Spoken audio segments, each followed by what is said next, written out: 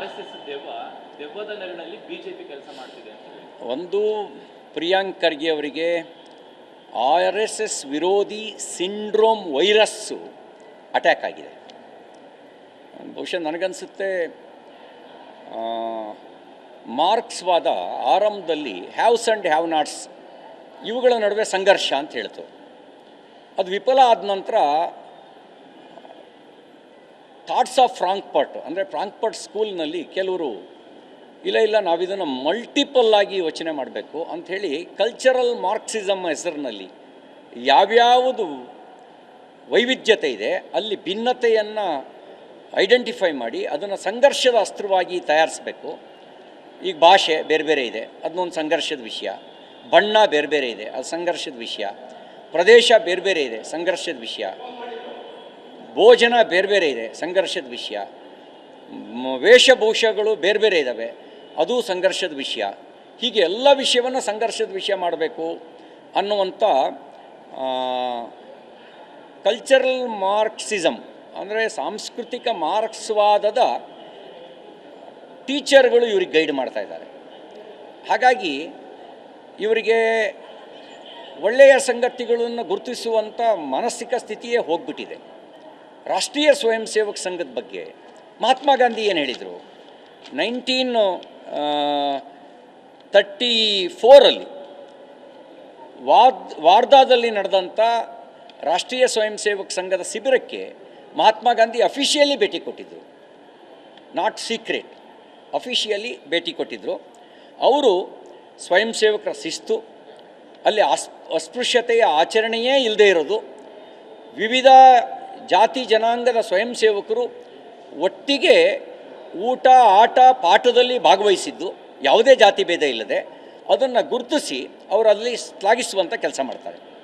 ಸಂವಿಧಾನ ಶಿಲ್ಪಿ doctor BR Ambedkar ಅವರು 1939 ಪುಣೆಯ RSS ಶಿಬಿರಕ್ಕೆ ಭೇಟಿ ಕೊಟ್ಟು ಅಲ್ಲಿ ಕೆಳಜಾತಿ ಮೇಲ್ಜಾತಿ ಅನ್ನೋ ತಾರತಮ್ಯವೇ ಇಲ್ಲದೆ ಸ್ವಯಂ ಸೇವಕರು ಒಟ್ಟಾಗಿ ಭಾಗವಹಿಸಿರೋದ್ರ ಅಲ್ದಲೇ ಎಲ್ಲ ಜಾತಿಯವರು ಭಾಗವಹಿಸಿರೋದು ನೋಡಿ ಅಪ್ರಿಷಿಯೇಟ್ ಮಾಡ್ತಾರೆ.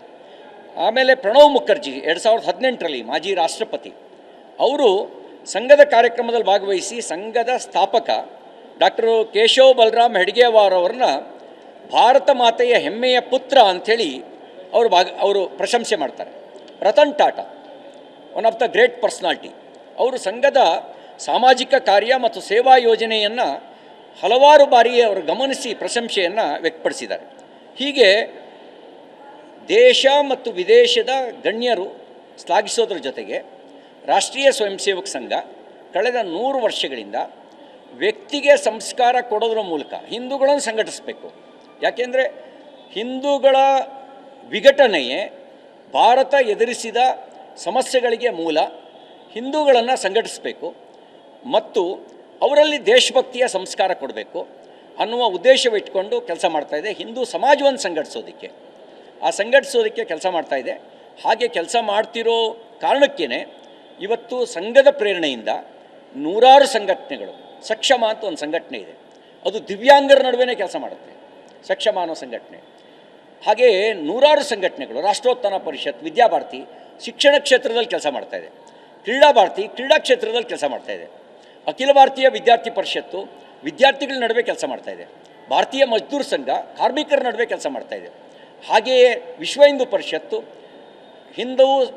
ಹಿಂದವು ಸೋದರ ಸರ್ವ, ಹಿಂದೂಗಳೆಲ್ಲರೂ ಸೋದರ ಸಮಾನರು ಅನ್ನುವಂಥ ವಿಚಾರವನ್ನು ಮುಂದಿಟ್ಟುಕೊಂಡು ಅದು ಹಿಂದೂಗಳನ್ನು ಸಂಘಟಿಸುವಂಥ ಕೆಲಸ ಮಾಡ್ತಾಯಿದೆ. ಇದಲ್ಲದೆ ನೂರಾರು ಸಂಘಟನೆಗಳು ಸಮಾಜದ ನಡುವೆ ಕೆಲಸ ಮಾಡ್ತಾಯಿದ್ದಾವೆ, ಸಮಾಜಮುಖಿಯಾಗಿ ಕೆಲಸ ಮಾಡ್ತಾಯಿದ್ದಾವೆ. ಇದು ದೆವ್ವದ ರೀತಿಯಲ್ಲಿ ಒಳ್ಳೆಯ ಕಾರ್ಯ ಪ್ರಿಯಾಂಕ್ ಖರ್ಗೆ ಅವ್ರಿಗೆ ಕಾಣುತ್ತೆ ಅಂದರೆ ಬಹುಶಃ ನನಗನ್ಸುತ್ತೆ ಇವರಿಗೆ ಮಾರ್ಕ್ಸ್ವಾದದ ದೆವ್ವ ಇವ್ರಿಗೆ ಬಡ್ದಿರೋ ಸಾಧ್ಯತೆ ಇದೆ. ದೆವ್ವ ಬಡ್ದಿರೋರು ಒಳ್ಳೆಯವ್ರನ್ನೆಲ್ಲರೂ ಅವ್ರ ಥರನೇ ನೋಡ್ತಾರೆ. ನನಗೆ ಅನಿಸೋದು ಇವರಿಗೆ ಆ ದೆವ್ವ ಬಡ್ದಿರುವಂಥ ಸಾಧ್ಯತೆ ಇದೆ. ರಾಜ್ಯದ ಮತ್ತು ದೇಶದ ಜನ ಈ ದೇಶಕ್ಕೆ ಹಿಡ್ಕೊಂಡಂಥ ಕಾಂಗ್ರೆಸ್ ದೆವ್ವವನ್ನು ಓಡಿಸೋ ಕೆಲಸ ಮಾಡಿದ್ರು. ಕಾಂಗ್ರೆಸ್ ದೆವ್ವ ಈ ದೇಶಕ್ಕೆ ಹಿಡಿದಿತ್ತು, ಅದನ್ನು ಓಡಿಸೋ ಕೆಲಸ ಮಾಡಿದ್ರು. ಆ ಒಂದು ಹತಾಶೆಯೂ ಕೂಡ ಇವರಿಗೆ ಈ ರೀತಿ ಒಂದು ಆಪಾದನೆ ಮಾಡೋದಕ್ಕೆ ಕಾರಣ ಆಗಿರುವಂಥ ಸಾಧ್ಯತೆ ಇದೆ. ಅವರಿಗೆ ಒಂದು ಮಾತು ಹೇಳಕ್ಕೆ ಬಯಸ್ತೇನೆ, ಡೊನೇಷನ್ ಮತ್ತು ಡಿವೋಷನ್ ನಡುವೆ ಅಜಗಜಾಂತರ ವ್ಯತ್ಯಾಸ ಇದೆ. ಡೊನೇಷನ್ನಿಗೆ ನಿಮಗೆ ಡೊನೇಷನ್ ಕೊಟ್ಟವ್ರು ಯಾರು, ಯಾರ ಮೂಲಕ ಕೊಡಬೇಕು ಇತ್ಯಾದಿ ಎಲ್ಲ ಕೆಲವೊಮ್ಮೆ ಇನ್ಕಮ್ ಟ್ಯಾಕ್ಸು ರಿಬೇಟ್ ಇರುತ್ತೆ, ಕೆಲವೊಮ್ಮೆ ಇರಲ್ಲ.